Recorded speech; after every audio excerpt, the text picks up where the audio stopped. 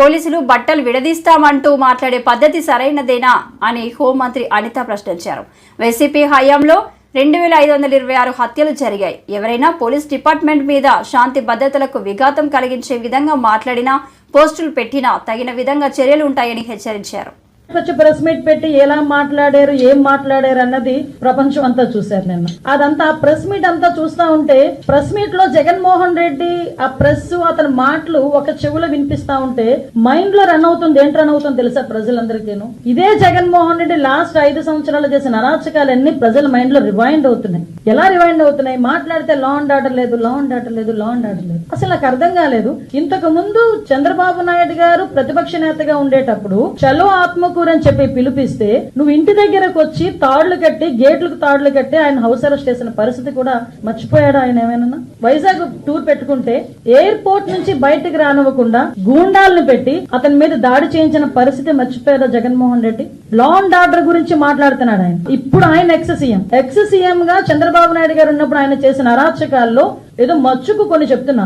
అదే విధంగా రామతీర్థాలకి రాముడు తల నరికేశారని రామతీర్థాలకి గౌరవ అప్పుడు ఎక్స్ సీఎం ఇప్పుడు సీఎం గారు చంద్రబాబు నాయుడు గారు వెళ్తే లారీలను అడ్డగా పెట్టి రోడ్డు మీద కూర్చోబెట్టే సందర్భం మర్చిపోయాడు ఆయన. ఇదే చంద్రబాబు నాయుడు గారు అమరావతి పర్యటన పెట్టుకుంటే బస్సు యాత్ర చేస్తే ఆ బస్సు మీద రాళ్లు రువితే అది భావ స్వేచ్ఛా ప్రకటన అని నీ పోలీస్ చేత ఒక రోజు మాట్లాడించిన సందర్భాన్ని మర్చిపోయాడా జగన్మోహన్ రెడ్డి? అదే విధంగా మనం ఆలోచన చేసుకుంటే ఒక పార్టీ ఆఫీస్ మీద దాడి ఏ సందర్భంలో పార్టీ ఆఫీస్ మీద దాడులు జరిగినాయా అంటే ఇన్ని సంవత్సరాలు స్వతంత్రం వచ్చిన తర్వాత ఒక పార్టీ ఆఫీస్ మీద దాడి జరిగింది. ఎందుకు ఇలా జరుగుతుంది? డీజీపీ ఆఫీస్ పక్కనే ఉన్న పార్టీ ఆఫీస్ మీద దాడి జరిగింది అంటే అది మాకు బీపీలు పెరిగిపోయినాయి, మా కార్యకర్తలకి బీపీలు పెరిగి చేశారు అని సాక్షాత్తు సీఎం కుర్చీలో కూర్చున్న జగన్మోహన్ రెడ్డి మాట్లాడిన తీరు జనాలు మర్చిపోయారు అనుకుంటున్నారా? అదే విధంగా మన కస్టోడియల్ టార్చర్ నేను మాట్లాడాడు. ఎవడో వీడియో చూసుకొని ఆ ఎమ్మెల్యే వీడియోలో చూపిస్తూ పోలీసులు ఇలాగ మమ్మల్ని ఇబ్బంది పెట్టారని మాట్లాడారు. ఆ సంస్కృతికి మాది కాదబ్బా. కస్టోడియల్ టార్చర్ పెట్టి ముసుగులు వేసుకుని కొడుతూ వీడియో కాల్లో చూసి ఆనందపడిన సందర్భాలు మీరు మర్చిపోయినామో గానీ ప్రజలు ఇంకా మర్చిపోలేం. మేము ఎలాగో మర్చిపోలేం, ప్రజలు కూడా మర్చిపోలేం. లోకేష్ గారి మీద కేవలం ప్రశ్నించినందుకు 23 కేసులు పెట్టిన పరిస్థితి మర్చిపోయారు. మరి ఈ రోజు నువ్వు వచ్చి లా అండ్ ఆర్డర్ గురించి మాట్లాడతావు, చంద్రబాబు నాయుడు గారి గురించి మాట్లాడతావు, పవన్ కళ్యాణ్ గారి గురించి మాట్లాడతావు. పవన్ కళ్యాణ్ అక్కడ సీఎం మీద కేసులున్నాయి, డిప్యూటీ సీఎం మీద కేసులున్నాయి. సీఎం ఇప్పుడున్న సీఎం గారిని రోడ్డు మీద నిలబెట్టావు, డిప్యూటీ సీఎం గారిని రోడ్డు మీద పడుకోబెట్టావు. ఇప్పుడున్న స్పీకర్ గారి మీద కేసులున్నాయి, డిప్యూటీ స్పీకర్ గారికి కస్టోడియల్ టార్చర్స్ ఉన్నాయి, హోమ్ మినిస్టర్ నా మీద 23 కేసులున్నాయి. అలాంటిది చూసుకుంటే మొత్తం అందరు మినిస్టర్స్ మీద, అందరు ఎమ్మెల్యేస్ మీద సుమారు 90% ఎమ్మెల్యేస్ మీద కేసులు ఉన్నాయి. అదో హత్యల కేసులో, కబ్జాల కేసులో, దొంగతనాల కేసులు, ఆ కేసులు ఈ కేసులు కాదండి. కేవలం ప్రశ్నించినందుకు మా మీద పెట్టిన కేసులు ఇవన్నీ. నువ్వు ఈ రోజు వచ్చి మాట్లాడుతున్నావు. బాధితుడిని బాధిత కుటుంబాన్ని పరామర్శించాల్సిన తీరు చూస్తే నిజంగా ఇలాగా పరామర్శిస్తారు? దట్టు ఒక 5 సంవత్సరాలు 151 సీట్లు ప్రజలు ఇచ్చిన సీఎం గా చేసిన వ్యక్తి.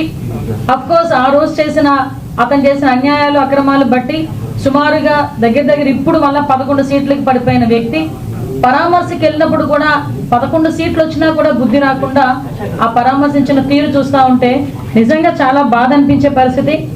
లాస్ట్ 5 years లో మేము చెప్పామండి, ఐపీసీ సెక్షన్ ప్రకారం అన్నది కాకుండా వైసీపీ సెక్షన్ ప్రకారం అని చెప్పి పోలీసుల చేత కూడా పనిచేయించి పోలీస్ వ్యవస్థని కూడా నిర్వీర్యం చేసేసి ఈ రోజు అదే పోలీసు వ్యవస్థ మీద విరుచుకుపడే పరిస్థితి చూస్తా ఉంటే జగన్మోహన్ రెడ్డి మానసిక పరిస్థితి కూడా మేము జాలిపడాల్సిన సందర్భం. ఒక జగన్మోహన్ రెడ్డి అన్న వ్యక్తి ఒక పులివెందలకి మాత్రమే ఒక ఎమ్మెల్యే, అతనికి ప్రతిపక్ష హోదా లేదు.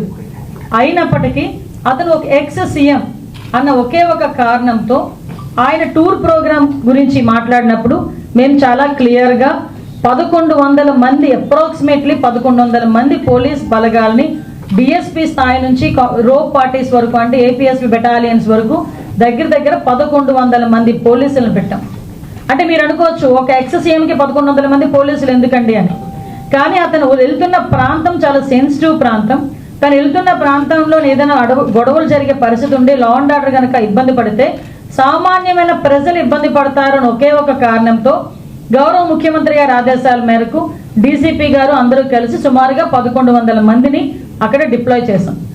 వాళ్ళు డిప్లాయ్ చేయడమే కాదు, ప్రతి ఒక్కరికి కూడా వాళ్ళకి అక్కడ బాడీ ఆన్ కెమెరాస్ కానీ, రోప్ పార్టీస్ కానీ, మళ్ళా పబ్లిక్ అడ్రస్ సిస్టమ్స్ కానీ, డ్రోన్స్ కానీ, ఏరియల్ సర్వేలెన్సెస్ గురించి డ్రోన్స్ కానీ, ఫైర్ టెండర్స్ కానీ, అంబులెన్సెస్ కానీ, గ్యాస్ గన్స్ కానీ ఇవన్నీ కూడా పెట్టుకున్నాం.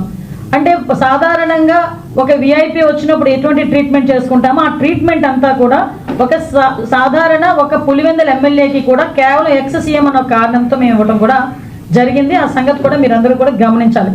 అదేవిధంగా సుమారుగా 7/4/2025 అంటే నిన్న ఇన్సిడెంట్ కన్నా మొన్న ఎస్పీ గారు చాలా క్లియర్గా కూర్చుని ఒక మీడియా ద్వారా వాళ్ళని పర్సనల్గా కూడా వైసీపీ నాయకుల్ని పిలిపించి ప్రాబ్లం ఎదురయ్యేటట్టుంది, ఎక్కువ మందిని మీరు మొబిలైజ్ చేయడం, వాట్సాప్స్లో కూడా ఇంతమంది రండి అంతమంది రండి, పోలీసులు కనుక మిమ్మల్ని అడ్డుకుంటే నడుచుకొని రండి లేకపోతే పరిగెత్తుకుంటూ రండి అని చెప్పి వాట్సాప్లో కూడా మెసేజ్లు చాలా మంది వైసీపీ నాయకులు రెచ్చగొట్టే ధోరణిలో అవన్నీ పెట్టారు.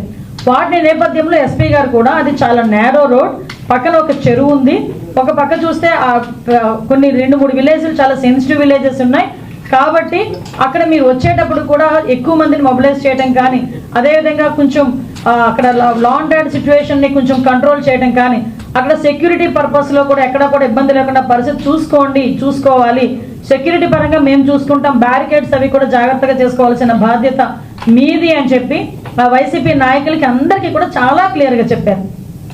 ఆఖరికి హెలీప్యాడ్ దగ్గర వేసిన బ్యారికేడ్స్ కూడా చాలా ఎందుకు పనికిరాకుండా ఇలా గట్టి కదిపితే పడిపోయేటట్టుగా ఉన్నాయన్న సంగతి మా డిపార్ట్మెంట్ వాళ్ళు ఎవరైతే అక్కడ బ్యారికేడ్స్ వేశారో వాళ్ళకి కూడా చెప్పడం జరిగింది. అంటే ఇక్కడ ఇవన్నీ ఒకసారి మనం అబ్జర్వ్ చేసుకుంటే డాట్ కనెక్ట్ చేసుకుంటే కావాలని అక్కడ ఒక సీన్ క్రియేట్ చేయడానికి, లా అండ్ ఆర్డర్ విషయంలో అక్కడ గవర్నమెంట్ ఫెయిల్ అయిందని చెప్పడానికి ఒక ముందస్తు ప్రణాళికను ఏర్పాటు చేసుకొని అక్కడ వైసీపీ నాయకులు కానీ ఎవరు ఆధ్వర్యంలో చేశారు, ఒక క్రిమినల్